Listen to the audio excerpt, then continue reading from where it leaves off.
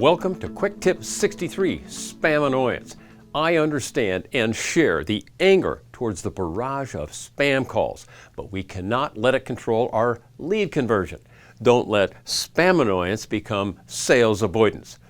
A few things came to mind to inspire this video: a call from my neighbor, our customer support calls, and a subscriber response to last month's What's New. A few years ago, I responded to a call with some ranting, creative word choices. And after pausing for a few seconds, I hear a meek, tentative voice saying, "Hi, David, this is your neighbor. Is everything okay?" And I went, oh my gosh. I was so embarrassed and had to explain. Then she went on to invite me to a party. So I decided I needed a different approach to spam calls. I also respond to your after-hours inquiries now and then. And you guys need training support. So I get the inquiry, I call back right away and get voicemail. Now, how could that happen? They just inquired. So I leave a message.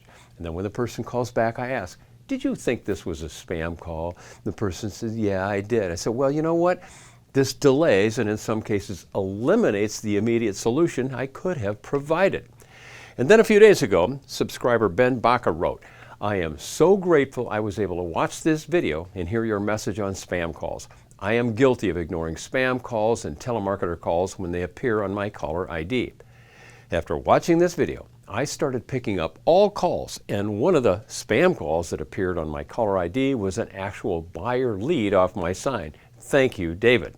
So it is an occupational hazard. Once you decide to open a business, you risk unwarranted attention. You are going to get spam and sales calls.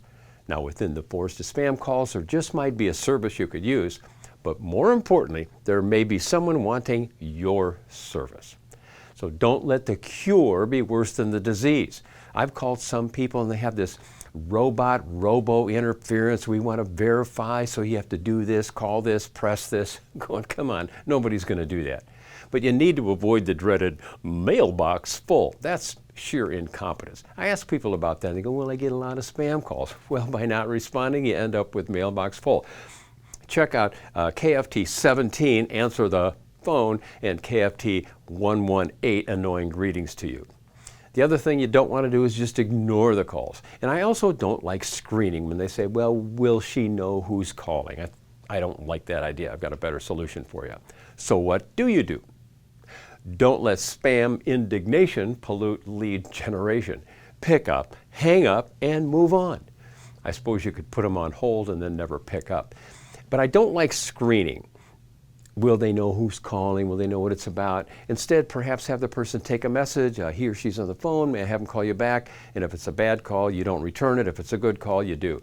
Have an assistant pass on those good calls. And for sure, add prospects to your list immediately so they come up on your phone as recognized. Then you can always go to www.donotcall.gov. I put my numbers on that and it minimizes it a little bit. And here is my final answer. On the next call you get, say, "Thank you so much for calling. I have a number of buyers looking for homes, so may I ask you, how much longer do you plan to stay in your home?" And then you can go on and say, "Of all of your friends, who do you think will be the next to make a move?" You might as well use these people for role plays. Thanks for watching this video.